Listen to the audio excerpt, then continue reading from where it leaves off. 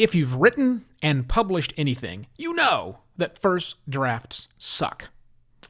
Unfortunately, that whole attitude of it's okay to suck at first has permeated its way through podcasting. And for your business, you really can't afford that.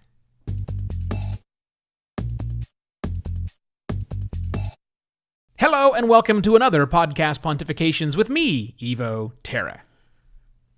It's conventional wisdom out there amongst the podcasting world is that your first few episodes are going to suck.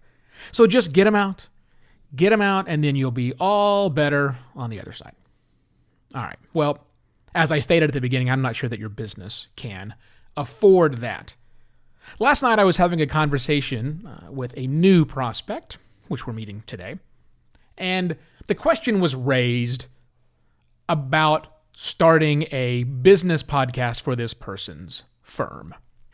And one of the questions this person asked me was, is the market saturated? Are there so many podcasts out there that they shouldn't even try? And of course my answer to that question is no.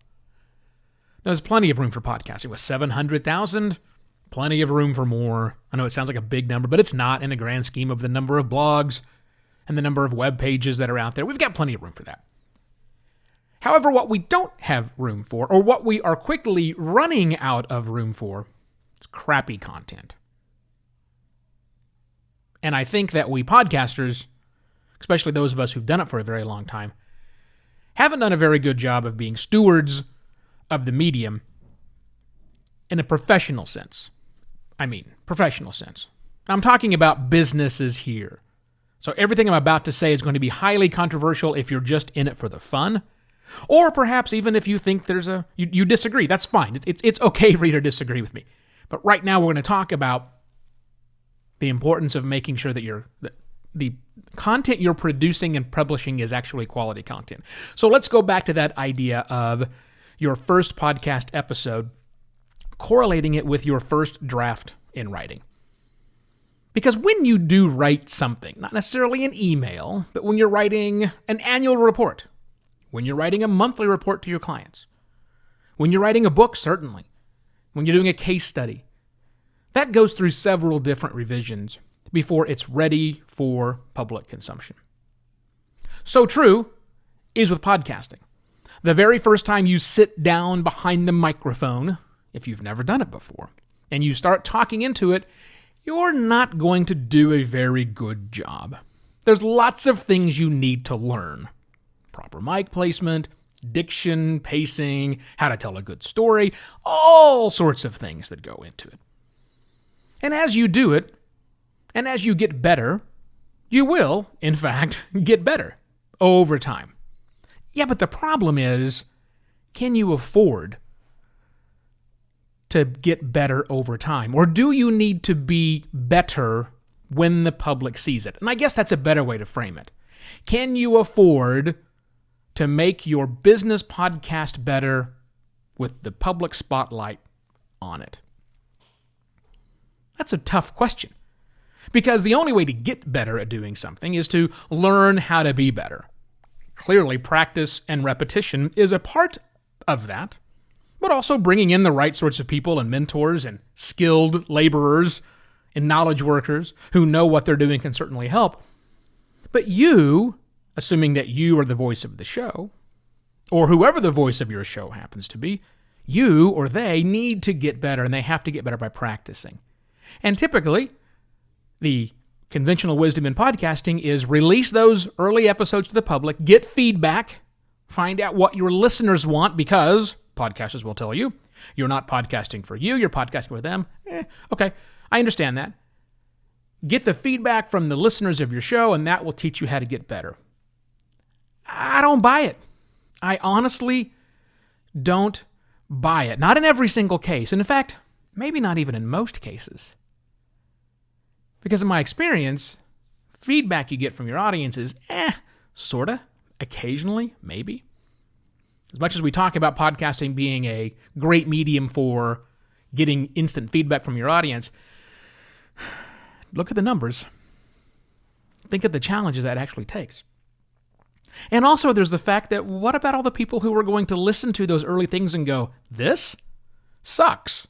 I am not listening any longer. I am not choosing to grab this content because there's a lot of bad stuff out there, but there's also a decent amount of good stuff out there. Even if Sturgeon's Law applies, 90% of 700,000 is a pretty big number. Lots of shows I can't consume. But back to this idea of first drafts and being okay with making content that sucks. I think you should be okay with making content that sucks. Yes, I think it's okay to make content that sucks for your business. The problem is when you decide to publish that which you know that sucks. Because the content that sucks right now doesn't have to suck after the next version. You can go back and you can edit. And maybe I mean editorial, where you actually fix the content and re-record. You may have a great concept, just a poor first execution. Fine. Don't publish it if you know that it's not perfect. You'll hear podcasters say, yeah, but perfect is the enemy of done. It's better just to get it out there. I'm going to disagree. I'm going to disagree, at least in some cases, and say that if you know it's not perfect, and it's nowhere near perfect. I mean, when you know, there's a difference between having something that is perfect with a few flaws and something that is a rolling train wreck. There's a vast difference, and you should be able to recognize the difference. And if you can't, get someone's opinion. Not the public's opinion, but somebody else's opinion before it actually publishes live. Go fix it. Just fix it. Just go back and redo it if that's what's necessary. I don't care if it takes you 7 different revisions to get it better. Do 7 revisions. Get it better before it goes out live to the public. It's your business. It's not just doing this for fun. Listeners are getting more discerning all the time. So while I agree with my podcasting brethren and sisterin who say you will get better over time and your first few episodes will suck, I agree with that. Where I disagree is what you should do with those sucky things. I think you should learn from your mistakes. You should listen, find out what's not working, and go back and tweak it. I don't care if it takes you 100 hours to get it right. It probably will. It probably will take you, all in total, 100 hours.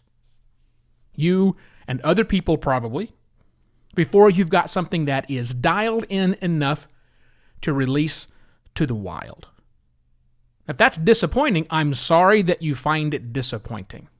If you want to buck against my recommendation and publish it live, that's fine. You can do that. I'm not a gatekeeper. I'm just saying that here we are 15 years in, and I think the amount of leeway we're going to get for making obviously flawed, flawed's the wrong way to say it, terrible content. The window of forgiveness is closing, and fast, on your business. So by all means, get better at your craft. Do not publish that first draft or that second draft. Wait until it's ready to go.